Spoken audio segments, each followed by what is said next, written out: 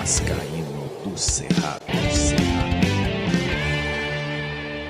Fala galera vascaína, eu sou o Thiago Fontes, falo direto de Brasília, Distrito Federal, trazendo mais um vídeo para o canal. Vamos trocar uma ideia, atualizações sobre tudo que aconteceu no Vasco nessa segunda-feira. Antes, vou pedir aquela moral, deixa o joinha. É importante você deixar o like, se inscrever no canal para ele continuar sendo indicado no YouTube, beleza? Falar da minha parceira 1xBet, é patrocinadora do canal Vascaíno do Cerrado. Eu fiz um bilhete, tá no vídeo de hoje mais cedo. Eu vou trazer só um destaque. Amanhã, lá nas eliminatórias para Euro 2024, tem Itália e Ucrânia. Itália pressionadíssima depois do empate com a Macedônia do Norte, aquela seleção que tirou a Itália da Copa do Mundo. Eles empataram por 1-1 num campo que parecia um pasto, né? Parecia um curral. E agora a Itália vai pressionada, tendo que ganhar da Ucrânia. E o treinador da Itália é aquele que foi campeão com o Napoli. Eu acredito em vitória da Itália nesse jogo aí, viu? 1,53 estão pagando a vitória da Itália, 4,39 no empate, 7,41 na vitória da Ucrânia. Você pode pegar ali e botar a Itália em empate, uma dupla chance, e casar com o jogo do Brasil, Argentina. Aí vai ficar, você pode botar dupla chance se você não estiver muito seguro da vitória da Itália. Tá aqui ó, o link, primeiro comentário fixado, clicou, abriu a janelinha, o código promocional é do Cerrado com C. Tem muita gente que coloca com S, é do Cerrado. E aí você confirma, já ajudou o canal. Aquele que quiser fazer uma fezinha, primeiro depósito ou Pix no valor de até R$1.200. Eles dobrem bônus para você usar na 1xBet, que é parceira do canal Vascaíno do Cerrado em 2023. Agora vamos de notícia. Eu vou começar com o jogo treino que o Vasco teve hoje em São Januário. Dizem que foi no campo anexo, mas a matéria traz que é em São Januário. Se é no campo anexo ou no campo principal, aí também já indifere. E o adversário também é muito fraco. São Cristóvão, time da 5ª divisão do Rio de Janeiro. O importante é o Ramon tá colocando em prática movimentações táticas. Eu acho que é isso. É para ele testar jogadores em posições para saber que time ele vai levar para encarar o Fluminense. Então o Vasco venceu o São Cristóvão por 5-0. Eu falei, não, o adversário é fraco, o placar também é irrelevante. O que interessa são as peças, como é que elas vão se encaixar no campo. Gols marcados, 2 pelo Sebastião, 2 pelo Figueiredo e 1 pelo Alex Teixeira. Ai meu Deus, só falta ele botar aí de titular a turma do ano passado, que aí seria o Bambu, não, o Bambu é desse ano, né? Bambu, o Zé Gabriel, o Figueiredo, o Alex Teixeira, misericórdia, né? Mas é isso, o Vasco venceu por 5-0 e tá valendo a preparação para esse clássico contra o Fluminense. Amanhã tem treinamento no CT Moacir Barbosa, na quarta é um treinamento lá no Engenhão para reconhecer ou para se adaptar ao gramado sintético lá do Newton Santos, tá? Então na quarta-feira só o treinamento que vai acontecer no Newton Santos. Então é isso, o Vasco venceu por 5-0, segue o jogo. Vamos falar agora do Marlon Gomes. Marlon Gomes, que no vídeo aqui atrás, acho que foi ontem, quando eu fui falar que o cara quebrou o nariz, eu falei Marrone. Aí muita gente me manda mensagem, mas não liga não, às vezes é porque a cabeça é muita coisa e você acaba trocando os nomes. É Marlon Gomes, ele quebrou o nariz e informações trazidas pelo Marcos Vasconcelos, ele vai usar um protetor nasal ali para o osso e deve ir para a partida contra o Fluminense. Ele foi muito importante no jogo contra o Bahia, a entrada dele com o Sebastião e o Payet mudou a cara do time no jogo contra o Bahia. Ele recebe o pênalti ali que saiu o gol do empate. Então o Marlon Gomes vai para o jogo mesmo com aquela máscara igual usava o Thiago Rodrigues ali, que era o Batman da colina. O Marlone de novo. O Marlon Gomes vai ser o Batman da colina. Eu fiz um vídeo aqui, fui falar cambista, eu botei camelô, falei camelô e botei camelô, é cambista, é o fim dos cambistas, mas é isso, cara, às vezes você tá com a cabeça com tanta coisa, trabalho, problema, menino, escola, e aí você acaba errando. Perdoe esses erros, que eles são normais. Então tá aí a situação do Marlon, que vai estar à disposição para o jogo contra o Fluminense. Aí eu tô aqui editando o vídeo e percebo que eu falei Marrone de novo, Marrone, é a puta que o pariu. É Marlon Gomes. Segue o vídeo. Bom, então vamos seguir com as notícias. Eu vou trazer agora O Tenente Coronel Ferreira, que é comandante do Batalhão Especializado de Policiamento nos Estádios, ele afirmou em alto e bom som que, conforme o laudo de segurança emitido, a Polícia Militar tem sim condições de fazer segurança no estádio Vasco da Gama. Foi aplaudido, inclusive. Eu vou deixar o vídeo aí para você ver, né? Então, se já há catraca com reconhecimento facial, já tem novas câmeras, tudo está sendo feito de acordo com o que estão exigindo, inclusive a própria polícia dizendo que tem condições de fazer a segurança do lado de fora. O que estão esperando para liberar São Januário? Vou deixar o comandante da Polícia Militar do Batalhão Especializado em Segurança nos Estádios falando. Obrigado pela oportunidade. Sou o Tenente Coronel Ferreira, comandante do Batalhão Especializado de Policiamento do Estádio, representando aqui a nossa Polícia Militar do Estado do Rio de Janeiro. Respondendo um questionamento aqui já do deputado Douglas, no que tange a possibilidade de haver jogos no estádio de São Januário.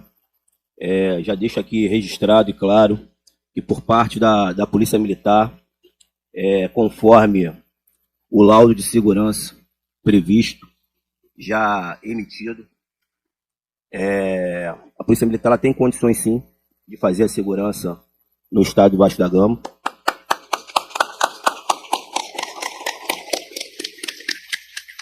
Seria até incongruente a gente falar que não teria, haja vista esse laudo, ele já ter sido emitido no início do ano.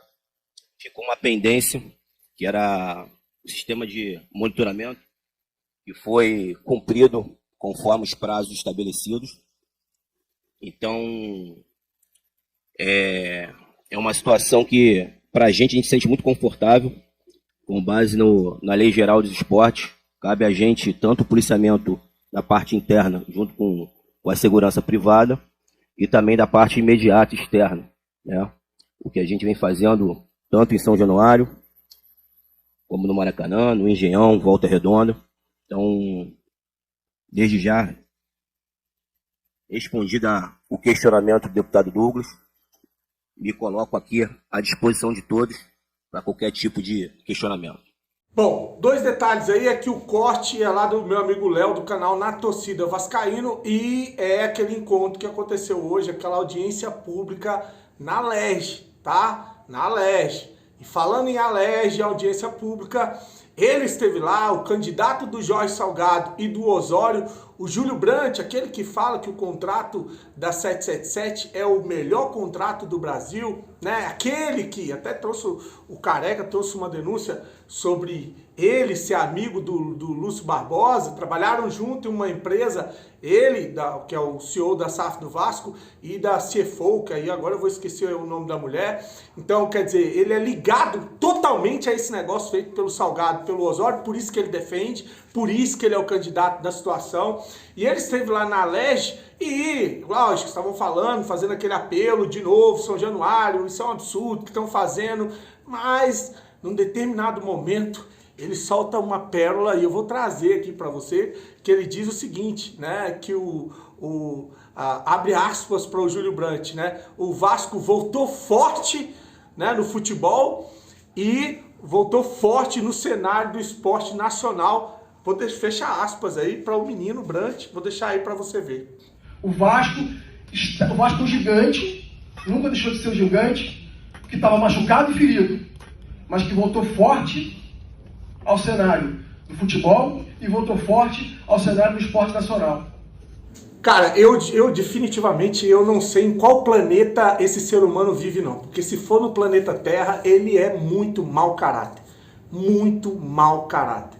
Ele é o cara que bagunçou a última eleição, né? Ele é o cara que judicializou, mesmo com as pessoas querendo fazer uma eleição até o final, né? Conversando, ele foi lá por trás de todos, com a ajuda do querido Mussa, ferrou com a eleição do Vasco. Ele é o cara que apoiou a venda do Vasco, esteve no grupo dos 15 para poder ver o contrato e não foi ver, estava em viagem, mesmo assim publicava nas redes sociais que o contrato é maravilhoso. Depois que a 777 entrou e virou essa bagunça que virou, né, com o Vasco agora brigando para não cair, ele foi em podcast para dizer que o Vasco não precisava ser vendido, o Vasco não precisava, podia ser resolvido sem esse desespero, sem essa correria, né? Ele que apoiou a venda, veio para dizer isso. Aí ele pega um futebol que é eliminado pelo ABC de Natal, que está quase caindo para a terceira divisão, a lanterna da Série B, e elimina o Vasco dentro de São Januário, lotado. É o time que faz o pior primeiro turno da história do Vasco e tem 75% de chance de voltar para a Série B, né? Com um monte de calote dados em clubes, times, jogadores, empresário, indo à FIFA para poder receber dessa empresa caloteira, com um monte de denúncias graves, sérias, como dos ingleses que tiveram ontem lá no canal do Fabinho, que é o Tribuna Vascaína, falando que a 777 está colapsada nos clubes de futebol no mundo afora, inclusive lá na Bélgica, com o Standard Liège, passando por um monte de problema, atrás de pagamentos e um monte de questionamento. E aí ele vem dizer que o futebol do Vasco está maravilhoso, está forte, no cenário nacional o esporte do Vasco voltou forte. Eu não sei em que planeta esse cidadão vive, porque se for no Brasil, eu repito, ele é muito, mas ele é muito mau caráter. Para finalizar, vou deixar aqui o Marcelo Borges, que esteve lá na reunião, e ele questionou quem é que está falando em nome do Vasco lá na Leste ou nesse processo envolvendo São Januário. É o associativo ou é a SAF? Vou deixar aí o Marcelo Borges, que é candidato à presidência do Vasco. Se inscreva no canal, curte o vídeo. Tamo junto, fique com Deus. Saudações vascaínas.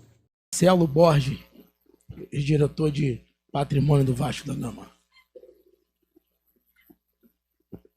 Só pedir para a brevidade, que estamos quase estourando o horário aqui. Boa tarde, 12h40. na figura Obrigado. da minha colega de legenda, Marta Rocha, saúdo a todos. Perfeitas suas falas, doutora, em relação a isso.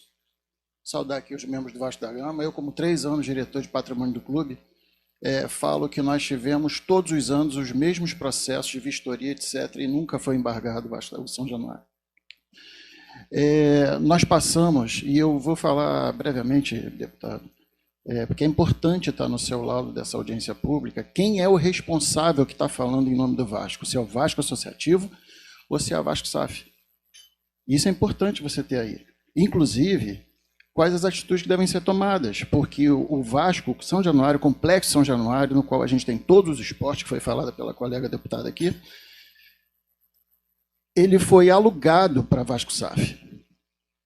Eu pedi há 10, 15 dias atrás, eu pedi na Secretaria do Vasco esse contrato. É meu direito, como sócio estatutário do clube, ter acesso aos contratos. Não foi entregue.